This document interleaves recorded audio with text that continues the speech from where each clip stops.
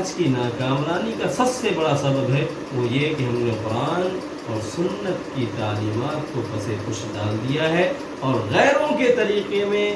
اپنی مقصد زندگی کی کامیابی کو تلاش کر رہے ہیں، جبکہ غیروں نے اسلامی تعلیمات کو اپنا مقصد اول سمجھ لیا ہے۔ ایمان نہ لاتے ہوئے بھی اس بات پر وہ یقین رکھتے ہیں کہ ان کے رب نے قرآن میں جو وعدہ کیا ہے، قرآن میں جو باتیں بتلائی ہیں، اور ان کے رسول نے یعنی کہ آخری میسنجر نے جو باتیں کہی ہیں وہ باتیں ہونے والی ہیں، وہی باتیں حق ہیں، اور اس کے علاوہ ساری باتیں فاسد ہیں۔ یہ اس وقت وہ لوگ کہتے ہیں جب اس کا وہ انکار کرتے ہیں۔